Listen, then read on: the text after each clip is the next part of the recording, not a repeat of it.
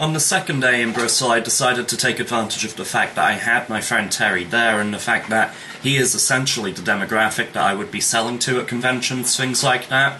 So I sat down with him and we had a chat about exactly what he'd want to see at conventions, and exactly what he would put his money down for.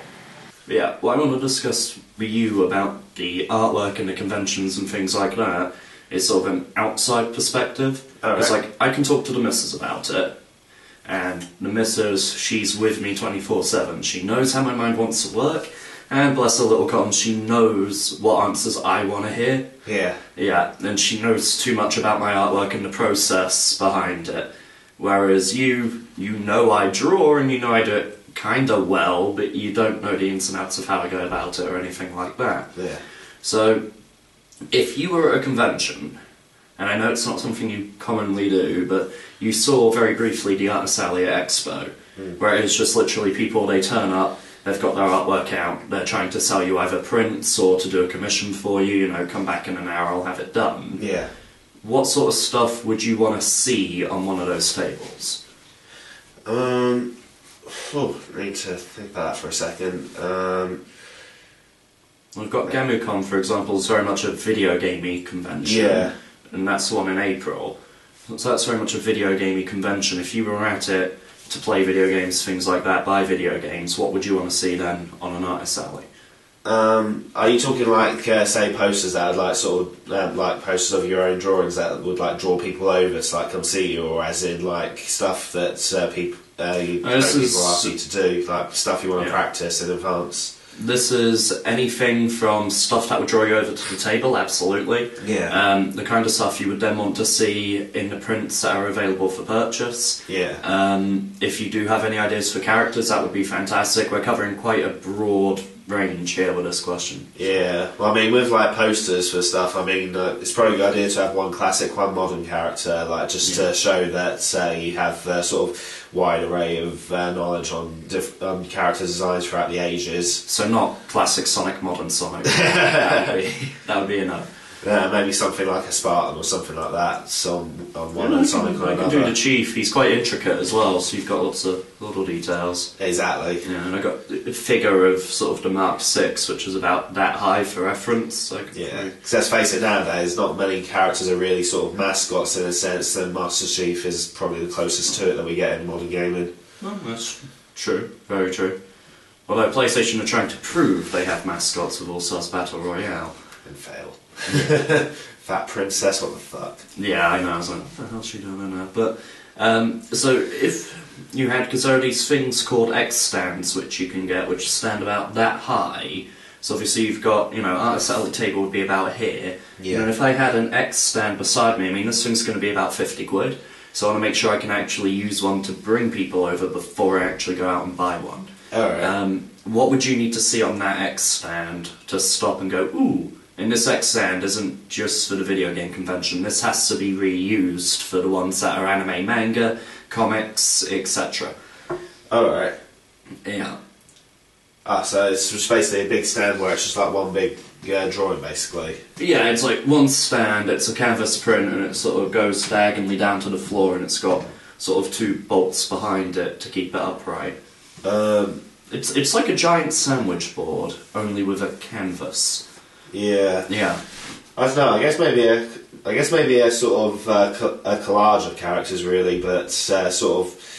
I don't know. That one would be a hard one because that one really would need to be done right so that it doesn't just look like a bit of a clusterfuck and more of a sort of, you know, nicely kind of contrasted kind of thing. Yeah, and also there's going to need to be some kind of recurring theme, like some kind of colour that they share or something like that, because you can't just throw characters together and expect it to look good. You're just going to do Sonic in a blue Spartan and Vegeta in his blue outfit. If I'm honest, I was thinking like Mario, Bison, that kind of thing, because Mario and Bison both have red in their colour schemes, so... Fair enough. Yeah, and then when you'll start looking at comic characters, you're like, well, Spider-Man, Nightwing is black and red now, and... Yeah. You know, so I was actually going to the red before the blue for once. So weird. So what sort of characters would you buy prints of? I I don't know, see, that sounds like the sort of thing I'd probably want to get a tattoo with. Yeah.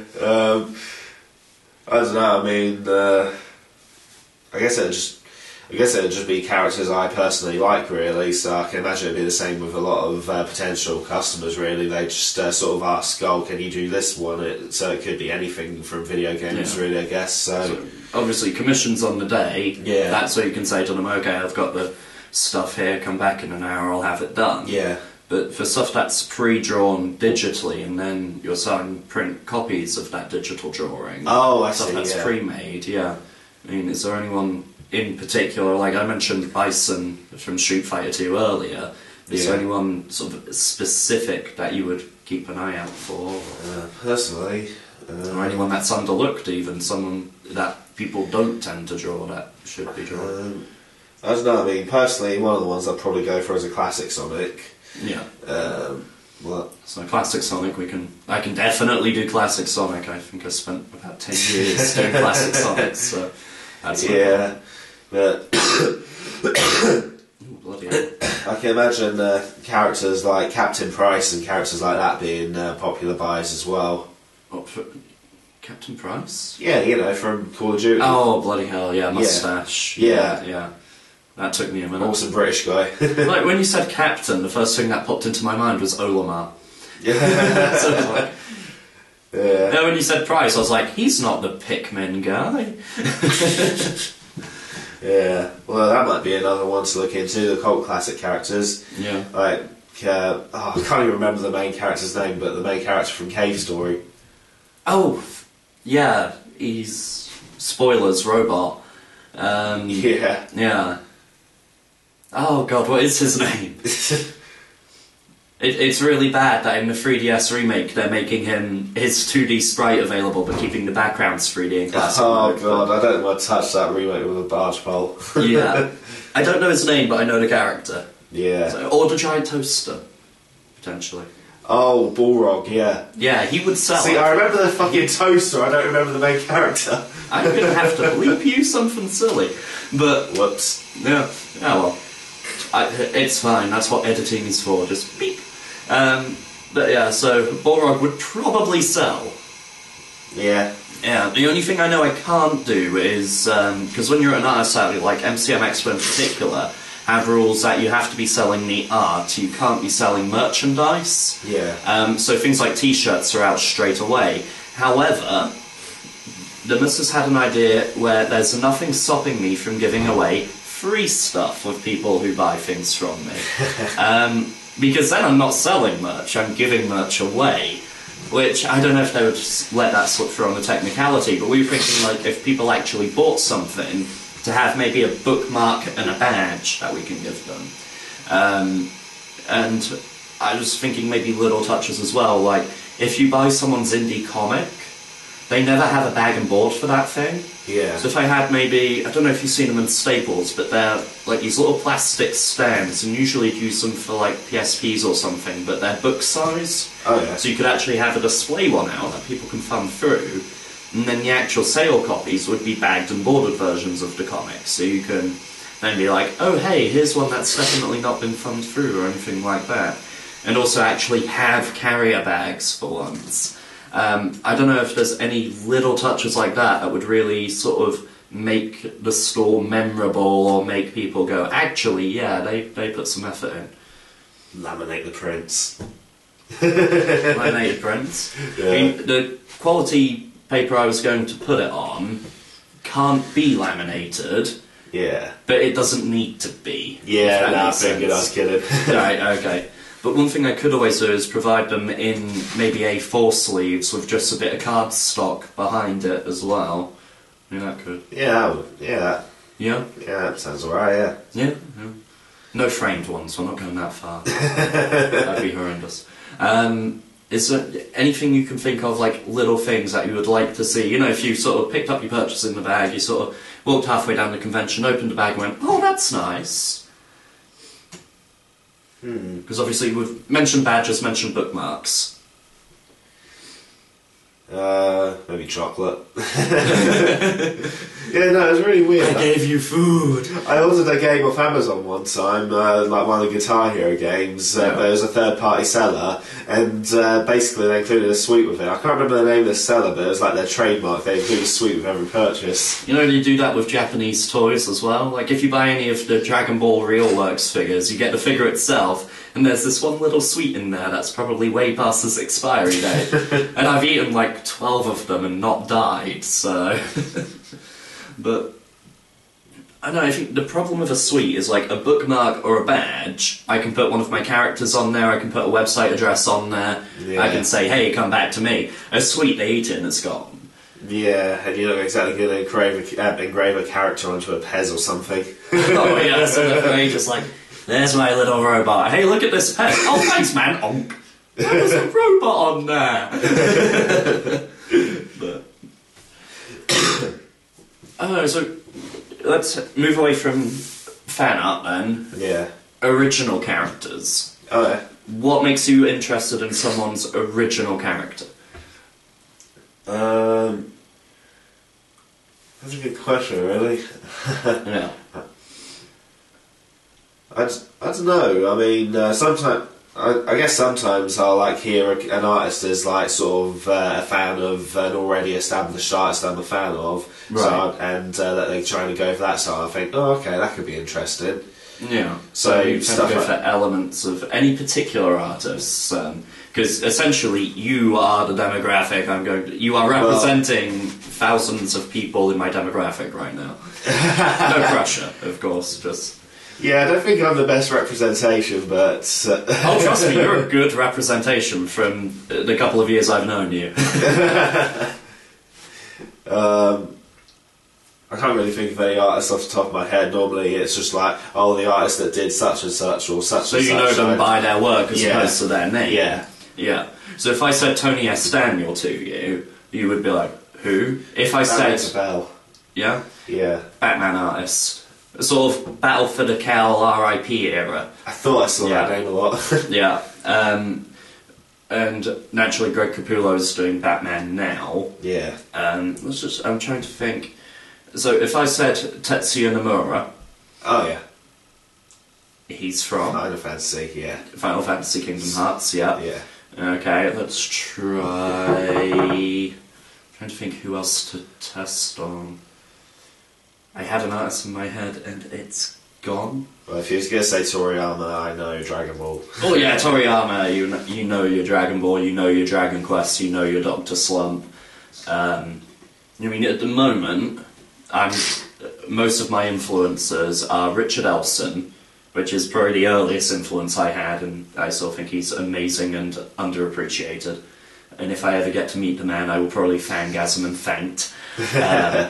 There's like, you know Nigel Kitching, who used to do the Sonic comics? Yeah, yeah. Yeah, the Gaming Brit is doing a university course where he's one of the goddamn tutors. Nice. I'm like, dude, let me mail you issue 7, his first actual work for the comic, just so you can get it signed and send it back to me.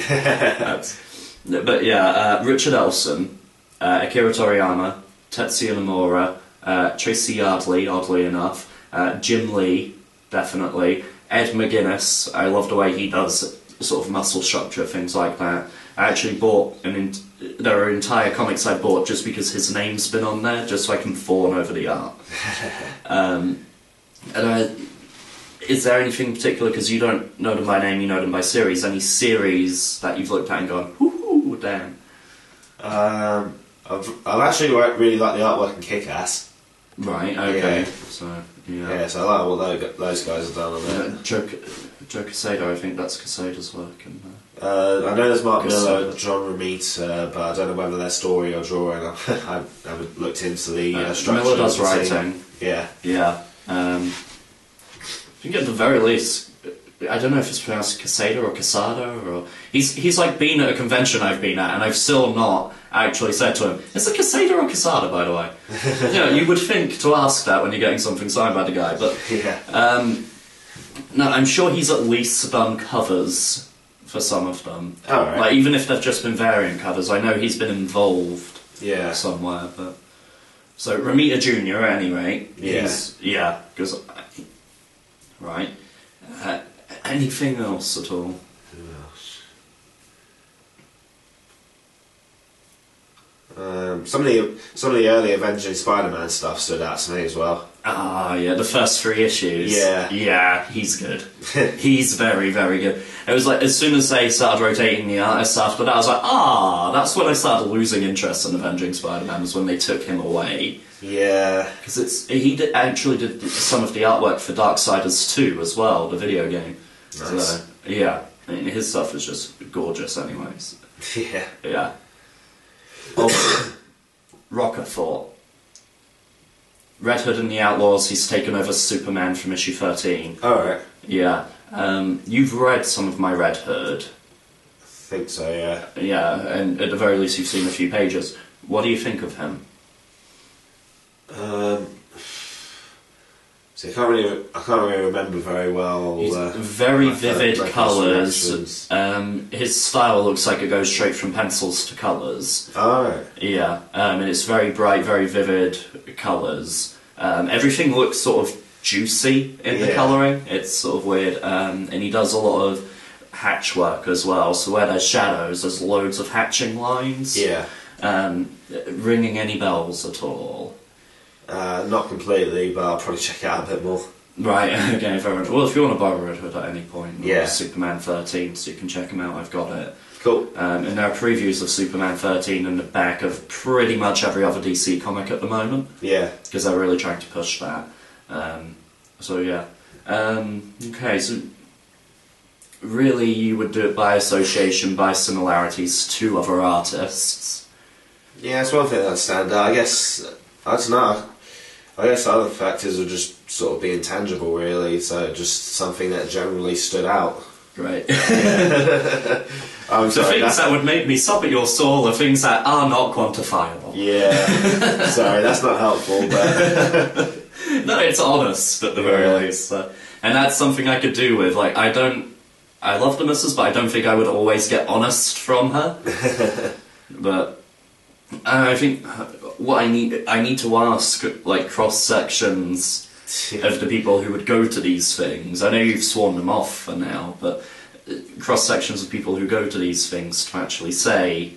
You'd always try the marketing technique of Expo's Yowie guy. Oh, God. Why, Terry? You mean Yowie. Naruto and Sasuke, stretch and fun. There were so many complaints made about him. He stayed quiet in October. He was very quiet and humble when I went in October. I'm not surprised. Yeah. So, not that technique. It was like, Destiny Blue does very, very well at conventions. And, like, the way she does it, like, you see people with the swords laid out, and where it's usually a sea of people, you can't see what's on the actual swords themselves. Yeah. So she took with her, like, this cage that she puts on top of the table, and it's full of prints and then a big banner in the middle with her name.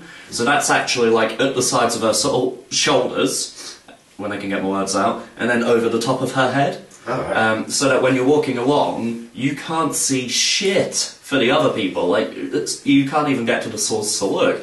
Hers, you can spot it from 3 miles away because it's up over her instead of just being out on the table. Oh, wow. Yeah, I mean, that would probably be expensive, but do you think the effect would be worth it? By the sounds of it, it would be. Yeah? If she does as well as you think. Well, every convention I see her at, she's got, like, 5 people at her table at once. Like, and everyone else is just sat there like, come on. I was like, if I ever got a plan for an artist alley and I saw I was sat next to her, I'd be like, can you move me? I am fully respectful to the girl, I love what she does, and I think she's very good at conventions, but I don't want to be sat next to that. You know, it's like, I would want to be a good distance from that so that all of my potential audience wasn't getting funneled to the stall next door. Yeah. You know, that's just to give you an idea how good she is. But it's weird because with hers, it's not so much the line art, because I'm very much line art, you know. That's where my details go. For her, the details go in the colour. what would be more important to you? Something that was coloured really well and all of the details, like little scratches, dents were in the colours, or something more like my own stuff where it's all in the line art? I don't know. I don't know. I guess I'd put both factors on equal level, really. Yeah. Both aspects. Yeah. So you'd appreciate each one for what it was. Basically, yeah. Yeah, without a preference. Yeah. Yeah, fair enough. Nice. Any particular examples of where it's done well? What, both, you mean? Either or, you know. I don't know, I guess I'll go back to my earlier example. I like how Kick-Ass does it. Really? Yeah. Yeah, I don't know, I've already looked at the style because the Kick-Ass same is way. quite a loose style, isn't it? It's not that... Yeah, well, I mean, like I say, I've never looked at it like from your perspective, so... No, I'm sure. Yeah, it's... But this is the thing, because I look at everything with an artist's eyes, I need someone who looks at things without those eyes. Yeah. Yeah, and in this case that is you. So, and by the way, anyone watching this, if you have answers for any of this, there's a comment section for a reason. Yeah. So, you know, feel free to chuck stuff on down there, and yeah, that would be awesome. But, so I had to. It was one of those things where if I didn't mention it now, I would forget to mention it. I'd be like, oh, but I've got, you know, like, all of 30 viewers I could have asked. So, yeah. But, no, so, in general, what you would look for, probably some recognisable characters, and probably some niche characters, and just done well. Yeah. Yeah. Best thing I can say is just make sure you have a wide array of different characters, styles to like fall back on for your portfolio. No, absolutely. This is a bit of a cheeky question, but Maya's going to be about a year old at some of these conventions that I'm planning to go to next year. Alright. Joe wants to come along to the conventions and basically come sit with me at the artist alley when, you know, she needs a break or whatever from the convention floor, but also have me look after Maya for every now and then. Do you think the baby would draw people in? Should I use my baby as a marketing tool? Hey, come over here, we've got babies. You know. Is that too crass? It depends on the audience. It can be it can be helpful, but it can also be a deterrent. It depends on the person. I just remember when we were at Expo, like every 5 minutes was, oh, it's a baby dressed as a Moogle! You know, potentially, if people come over going, oh, it's a baby dressed as a Mew! You know, or a baby dressed as a Pikachu! Sounds like I want any people deterred then. While they're fawning over the baby, I can be like, hey, I've drawn some Pikachus, you want to buy one? And it's only slightly creepy.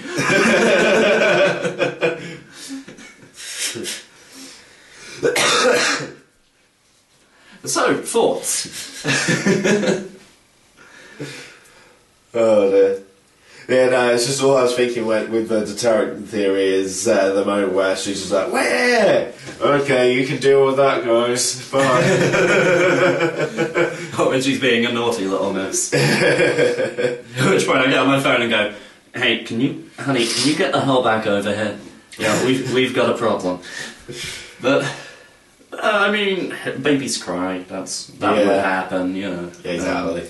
I'm just hoping that by some of them, she'll be getting to the point where I can say to her, no, or bad, you know, when she starts to understand what those words mean, or, you know, be good for daddy, you know, that should mean something to her by the point I'd be at the conventions, she'll be at that age, so. When he started saying I've got a cheeky question in a year's time, I was thinking, is he going to ask me to babysit? Oh no! I was like, no.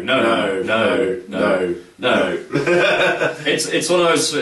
You're going to be one of those people where I say, "Hey, Uncle Terry's coming round," and the missus will say, "That man is not your uncle." There is no blood relation. Be grateful of that. Yeah. Where's Daddy?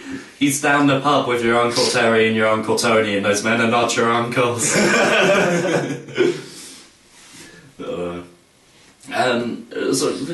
Potentially the baby could work if she's in a good mood that day. Yeah. Yeah. The only other thing I would want to do is if the missus, I'm not going to say her name on the because she would get mad at me, but if she was at a con with me, obviously I would want to be able to leave her alone for 5 minutes so I could go pee or something like that. The one thing I worry about is Sod's Law. The theory that the second I leave that table to go pee or grab a drink or anything like that, obviously she can grab a drink for me. She can't go pee for me. At some point I have to leave that table. If she's manning it on her own, and someone actually important comes by the table while I'm away, I can't think of any way around that. Bucket. A bucket. I'm kidding. It'd just be like that scene in Iron Man 2. One question everyone asks me, Tony, how do you go to the loo in that suit? My answer? Just like that. Hi, I'm selling you a prank while peeing through a tube. How are you today? Lovely. It'd be the equivalent of saying, buy stuff from me, I wash myself with a rag on a stick. Oh dear. I'm sure your viewers aren't used to this kind of subject matter being discussed in your videos, peeing through a tube. Oh, maybe people will say, you know what, I want more of that. And they need to add some butt scratches. Oh dear. No, so I think we got off topic. Yeah, a little bit. But there are, at the very least, some ideas I can take away from this and I can work with, so yeah. Thank you for that.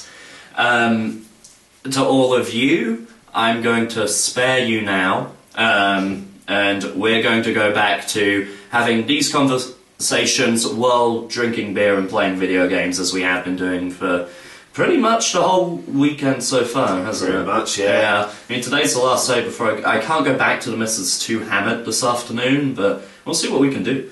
Yeah. Oh, yes.